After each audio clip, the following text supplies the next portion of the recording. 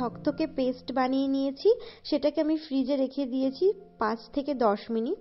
তারপরে একটা গোটা বাটার, যেটা আমরা বাজারে কিনতে পাই, সেই বাটারটা আমি ফেটিয়ে ফেটিয়ে একদম একটু সাদা সাদা করে নিয়েছি, অনেক সময় ধরে ফেটিয়ে সাদা সাদা করে নিয়েছি। তারপর যে মিশ্রণটা আমি রেখেছিলাম ফ্রিজে, ওটা অল্প অল্প করে দিয়েছি আর ফেটিয়েছি। তারপরেই আমার এরকম ক্রিমটা এসেছে, পুরোপুরি প্রপার ক্রিম এসেছিল। ফার্স্ট দিন আমার এত সুন্দর ক্রিমটা হবে আমি ভাবতেই পারিনি। তো এদিকে আমার কেকও কমপ্লিট হয়ে গেছে। চলো এখন কেকটাকে সুন্দর করে ডেকোরেট করা যাক। চাইলে কিন্তু আমরা একটা কেক কিনতেই পারতাম, কিন্তু বাবার আগের দিন আমার বানানো কেকটা এতটাই পছন্দ হয়েছে যে বাবা বাইরের কোনো কেক খেতে নারাজ। সেই কারণে আমাকে বাড়িতেই কেক বানাতে হলো। আর আমারও বানাতে বেশ ভালো লাগে, বারবার বানালে বেশ এক্সপিরিয়েন্সও হয়ে যায় আর অনেক আনন্দও লাগে, নিজের সময়টাও কেটে যায়। এখন আমি কেকটাকে 3টে স্লাইসে কেটে নেব। ভেতরে ক্রিমটা আমার কম দেওয়া হয়ে গেছিল, কারণ আমি নার্ভাস ছিলাম আর চিন্তায় ছিলাম বাইরে আমি ক্রিমে কুলাতে পারবো কিনা, তাই ভেতরে একটু কম কম ক্রিম দিয়েছিলাম। লাস্টে গিয়ে যখন ক্রিম বেঁচে গেল তখন ভাবলাম যে ভেতরে আর একটু বেশি বেশি করে দিলে ভালোই হতো। কি আর করা যাবে, প্রথমবার তো একটু ভুল ত্রুটি হবেই। অনেকক্ষণ দাঁড়িয়ে দাঁড়িয়ে কাজ করতে করতে কোমরটা ধরে গেছে, তাই এখন বসে বসেই এটাকে ডেকোরেটিং করে নিচ্ছি। তো চলো তোমরাও দেখতে থাকো আমি কিভাবে কেকটাকে সাজালাম। একটা পাইপিং ব্যাগ বানিয়েছিলাম, কিন্তু শেষ পর্যন্ত পাইপিং ব্যাগটা ফেটে ক্রিম বেরিয়ে গেছিল, যার কারণে লাস্টের দিকে আমি প্রপার ডিজাইন করতে পারিনি।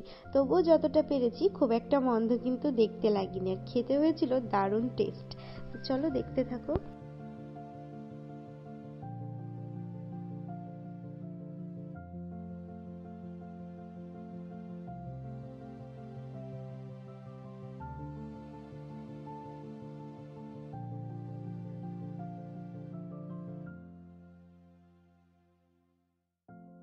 কেক বানানোর জন্য যে রাউন্ড টেবিল, নাইফ, তারপরে কার্ড লাগে, ওগুলো কিছুই নজেল আমার কাছে ছিল না। এই যে যে নজেলটা তোমরা দেখতে পাচ্ছ, এটাও আমি বাড়িতে বানিয়েছি। সব কিছুই বাড়িতে বানিয়ে নিতে হয়েছে, তাই জন্য খুব একটা সুন্দর হয়নি, তবুও যেটুকু পেরেছি ট্রাই করেছি। এরকম ডিজাইন করার পর লাস্টে ভাবলাম যে সাইডটা একটু ফাঁকা ফাঁকা লাগছে, সাইড দিয়েও একটুখানি ক্রিম দিয়ে দিই এক্সট্রা করে। তো এইভাবেই কেকটা বানিয়েছিলাম। প্রথম এক্সপিরিয়েন্স, আমি আমার নিজেকে 10-এর ভিতর সত্যিই আমি 8 দেবো, কারণ অনেকটা স্ট্রাগল করে আমাকে এই কেকটা বানাতে হয়েছে। আর প্রথমবারেই যে আমি এতটা স্যাটিসফ্যাকশন পাবো ভাবিনি।